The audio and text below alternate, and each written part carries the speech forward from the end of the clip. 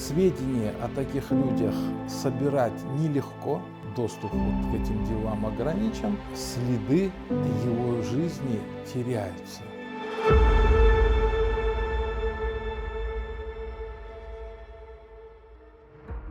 Врач, нарком здравоохранения Крымской ССР, участник первого Курултая крымско-татарского народа, журналист, редактор и один из основателей партии Милли Фирка Халил Чапчакчи родился 17 марта 1889 года в этом доме в селе Аутка, ныне ставшей окраиной города Ялта.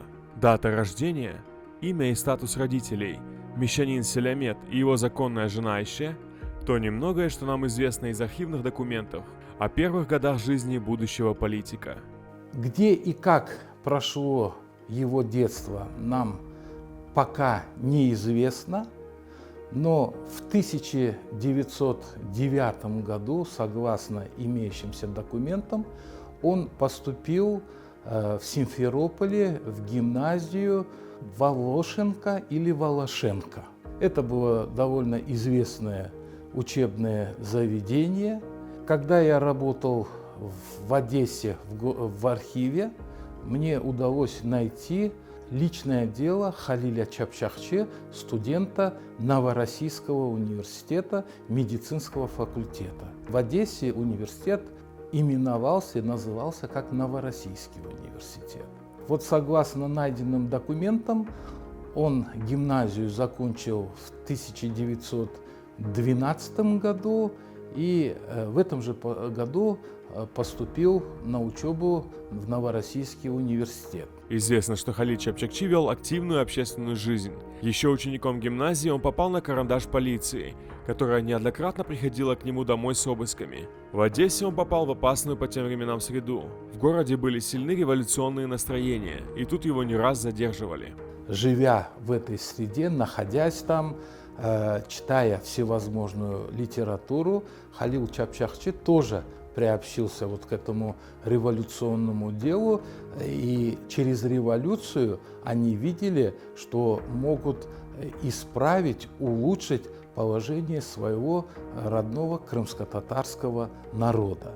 Когда в 1917 году уже в Крыму происходили события, когда собрался уже Всекрымский мусульманский съезд 25 марта, Халил Чапчакчи также вошел в состав этого комитета. Надо сказать, что к этому моменту, вот он, будучи студентом, живя и обучаясь в Одессе, в Крыму был уже известен как общественный деятель и был избран в мусульманский исполком. Мусульманский исполнительный комитет был первым шагом крымско-татарского народа к парламенту. Комитет ставил целью участие крымских татар в политической жизни Крыма, опираясь на право народа на самоопределение. В Крыму, чтобы сделать доступной информацию о крымских татарах, о его национальном движении, о их чаяниях, о их требованиях, для русскоязычного большинства мусульманский исполком начал издавать газету на русском языке под названием «Голос татар». «Голос татар» звучал в Крыму недолго. Всего вышло 17 номеров газеты. Начиная с 12 номера, главным редактором «Голоса татар» был Халил Чапчакчи. Медик по образованию, он прекрасно владел словом и написал множество статей, по которым можно составить портрет личности смелой и неординарной. Одной из важнейших тем, которую на страницах газеты поднимал Халил Чапчакчи, была широко обсуждаемая на первом Курултае тема равноправия полов. В своих статьях, вот он в газете «Голос татар» писал, что надо видеть глаза 60-летней крымской татарки, как они горели, когда на закате своих лет она получила возможность участвовать в общественной деятельности.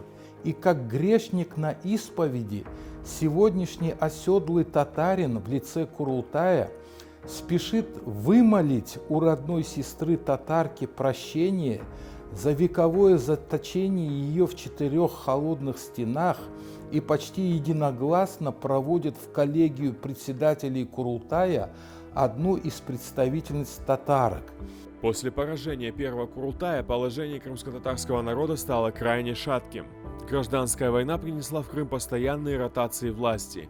Политические силы часто сменяли друг друга, а их отношение к крымским татарам было разным. Часть крымско-татарской интеллигенции решила покинуть родину. Крымско-татарское национальное движение, оно расслоилось. Кто-то остался на прежних позициях, кто-то перешел на сторону большевиков, восприняв их идеи и их позицию. Вот к таким деятелям относятся как Али Баданинский, Вели Ибраимов. А такие деятели, как Халиль Чапчахче, Сейджилил Хаттат, там, Асан Сабре Айвазов, они оставались беспартийными, но после окончательной победы советской власти в 1920 году и провозглашения Крымской АССР, вот эти беспартийные деятели, которые известны были как члены Милли-Фирка, были привлечены к работе, к управлению советской автономией. И в 1921 году Халиль Чапчахче занял должность наркома здравоохранения Крымской АССР. И занимал он ее вплоть до 1928 года. О деятельности Халиля Чапчакчи на новом посту известно немного. Зато известно, каким нестабильным было положение любого, кто в то время оказался в рядах крымской власти. И интриги в рядах коммунистов привели к расслоению и взаимным доносам, что повлекло целую волну репрессий. Вместе со многими другими в опале оказался и нарком здравоохранения. В 1928 году Халиль Чапчахче был арестован как один из лидеров Милли-Фирка.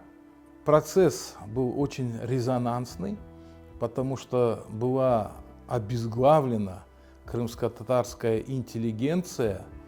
Это были люди, которые получили образование, это воспитанные на идеях как Исмаила Гаспринского и Решида Медиева, и на событиях 1917 года эти люди и возглавляли национальное движение в тот период. 63 человека проходило по делу. Как известно из прессы тех времен, в случае с Халилем Чапчакчи следствие больше всего интересовал вопрос реэмиграции крымских татар из Турции и Румынии, которую он отстаивал в прессе. Суд закончился смертельным приговором, исполнение которого Чапчакчи ждал 3 года.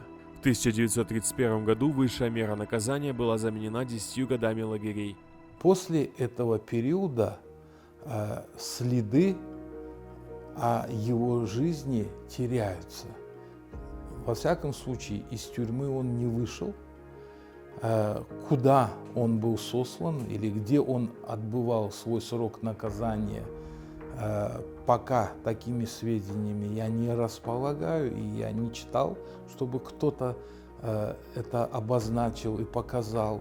Сведения о таких людях собирать нелегко. Много бы света пролило его уголовное дело по делу Милли-Фирка. Сейчас пока доступ вот к этим делам ограничен, но, возможно, настанет время, и исследователи смогут работать с уголовными делами и дальше писать историю крымско-татарского народа. Но те сведения, которыми мы располагаем о Халиле Чапчахче, они очень скудны и далеко не соответствуют этой личности, и народ еще не отдал должное этому человеку за всю его сделанную работу.